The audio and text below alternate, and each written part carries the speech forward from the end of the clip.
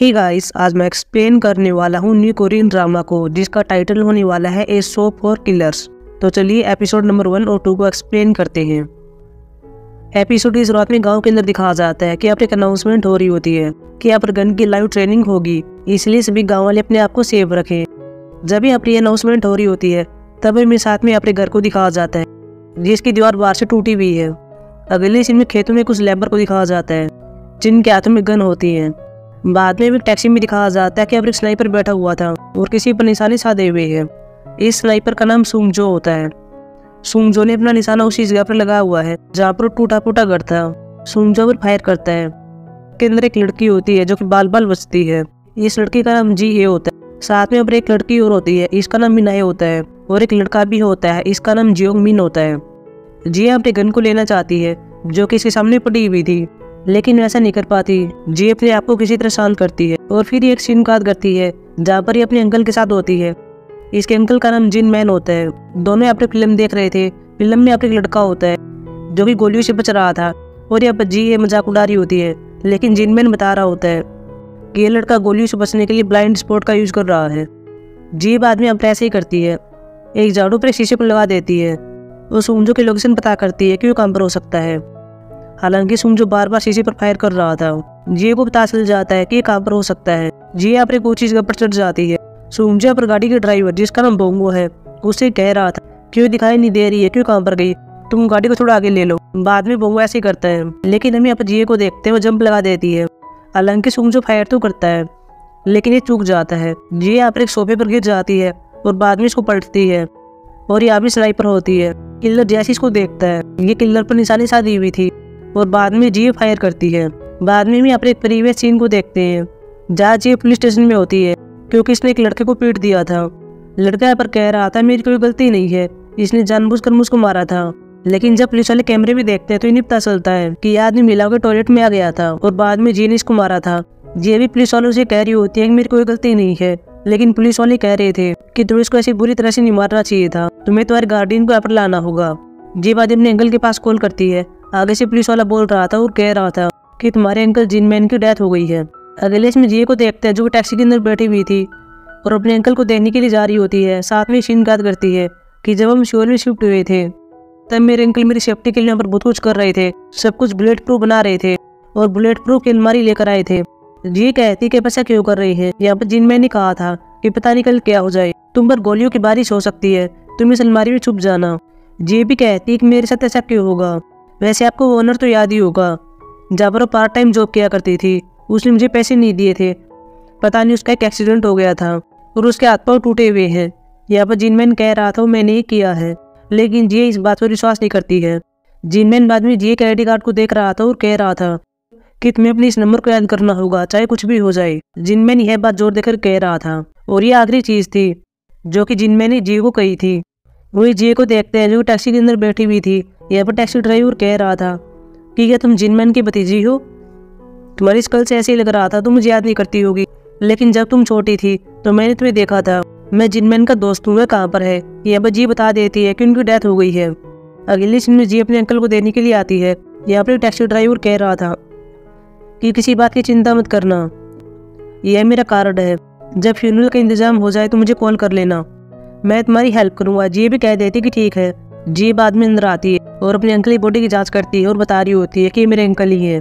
पास में अपने डिटेक्टिव खड़ा हुआ था, इसका नाम जिनू होता है। जिनू कहता है कि ये तुम्हारे अंकल है, यहाँ पर जी यहाँ मरती है।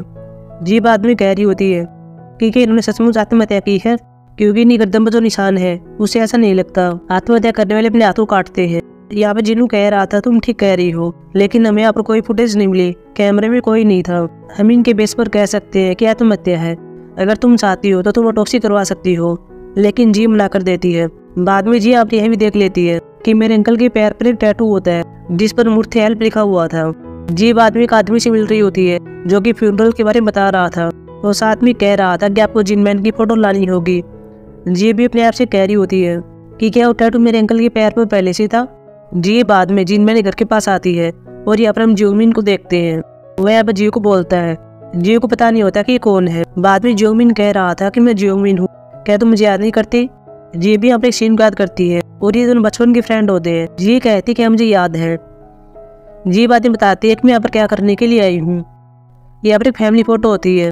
जियोमिन यहाँ पर फोन में फोटो लेता है और बाद में इसका एडिट कर रहा था और यहाँ पर जियो को बता रहा होता है कि मैं कंप्यूटर इंजीनियरिंग में ग्रेजुएट हूँ और ये मेरे लिए आसान है। बाद में अपनी यही बताता है कि मैं तुम्हारे अंकल के करीब था।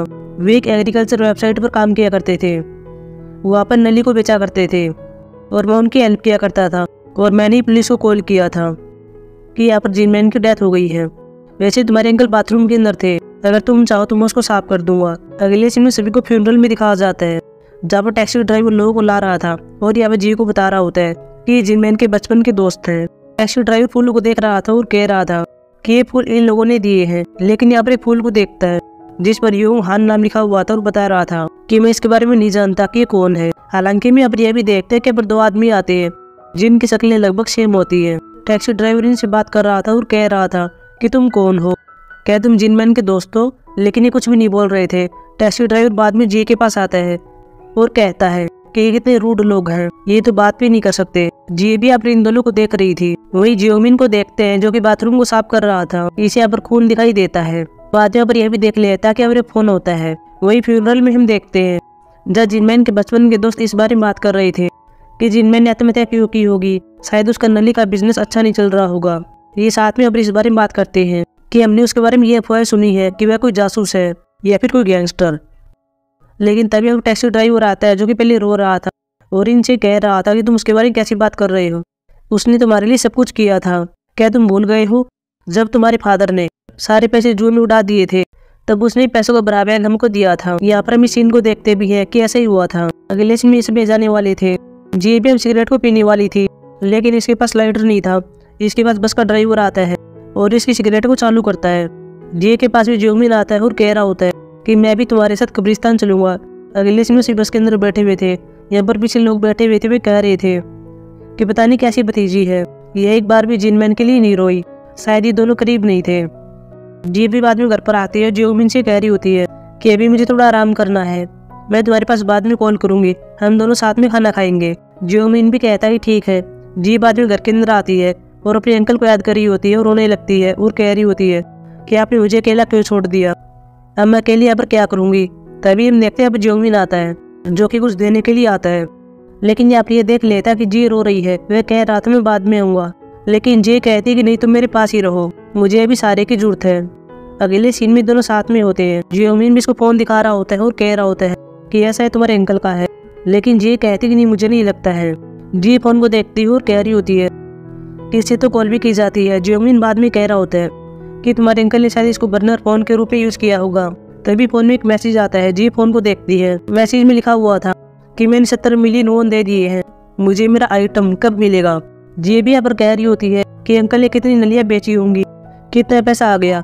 बाद में वो टोटल मनी का मैसेज आता है। जी इसे पढ़ा भी नहीं जा रहा था कि ये पैसा कितना है, ये जियोमिन को पढ़ने के लिए देती है। जियोमिन बता देता है कि ये तो 18 बिलियन पैसे हैं। ये दोनों कह रहे होते हैं कि नलियाँ बेचने से इतना पैसा कभी नहीं आएगा। जी बाद में जियोमिन से कह रही होती है ठीक है तो मुझे वो वेबसाइट दिखा सकते हो जिस पर मेरे अंकल एग्रीकल्चर का काम कर रहे थे। जियोमिन बाद में साइट को दिखाता है, लेकिन तभी वो जियोमिन कह रहा था कि इस वेबसाइट का उपयोग मुखौटे के रूप में किया जा रहा है, वेबसाइट कोई और ही है। जियोमिन अपनी हैकिंग स्किल का यूज करता है और यहाँ पर एक पेज पर पहुंच जाता है जो कि मुफ्त हेल्प होता है।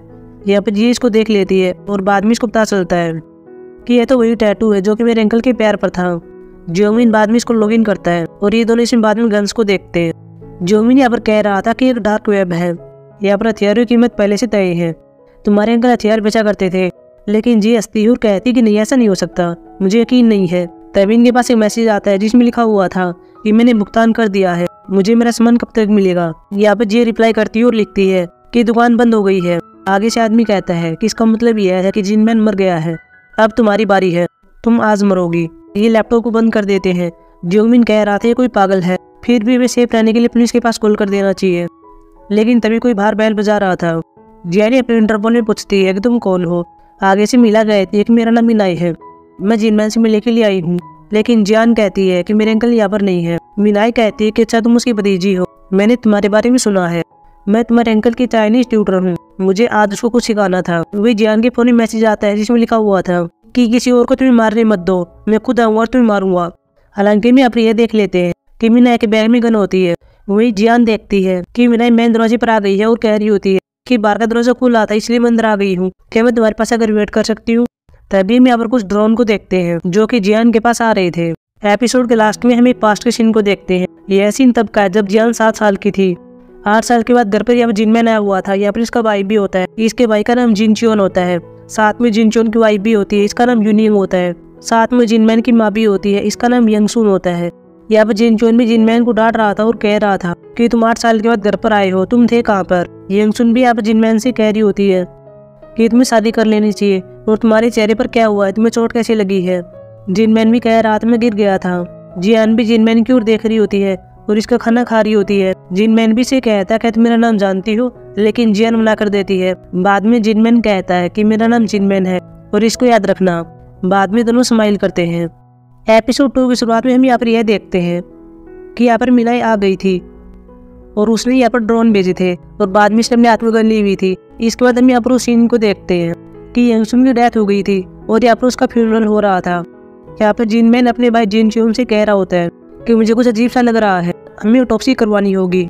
लेकिन जिनचोन कह रहा था कि तुम पागल हो, हमें इसकी जरूरत नहीं है। माँ की 2 बार सर्जरी हुई थी क्योंकि उनको कैंसर था। जियान भी ऊपर होती है और कुछ नीचे गिरा देती है। तभी इसके बाद इसके पास आती है, इसको ऐसे ले जाती है और बाद में जिनमैन के पास लाती है और कह रही होती है तुम इसको घर पर ले जाओ, हम यहाँ पर सब कुछ संभाल लेंगे। जिनमैन बाद में ऐसा ही करता है। लेकिन तभी हम यहाँ पर यह देखते हैं कि बसुंगजो आता है। जिनचोन इसे कह रहा था कि तुम कौन हो। यह बसुंगजो कह रहा था क्या तुम मुझे नहीं जानते, मैं जिनमैन का पुराना दोस्त हूँ। वैसे वह है कहाँ पर, वह यहाँ पर दिखाई नहीं दे रहा है। अगले सीन में जियान को देखते हैं जो कि अपने रूम के अंदर सोई हुई थी, लेकिन इसे नींद नहीं आ रही थी। बाद में बाहर आती है। बाहर यहाँ पर जिनमैन होता है जो कि टीवी देख रहा होता है और साथ में अपनी माँ की फोटो की ओर देखता है। जियान यहाँ पर जिनमैन से कह रही होती है कि क्या मैं दादी को नहीं देख पाऊंगी। यहाँ पर जिनमैन हाँ मरता है। जियान बाद में बताती है कि मरना बेकार होता है। जिनमैन कहता है कि तुम ठीक कह रही हो, लेकिन एक दिन सभी को मरना है। मरना कोई डरावनी चीज नहीं होती है। तुम टीवी में शेर को देख रही हो, ये जल्दी मर जाएगा। केवल कमजोर लोग ही भौंकते हैं, वो शक्तिशाली लोग शांत रहते हैं। तभी जिनमैन के पास एक कॉल आती है। जिनमैन कह रहा था कि तुम्हें मेरा नंबर कैसे मिला।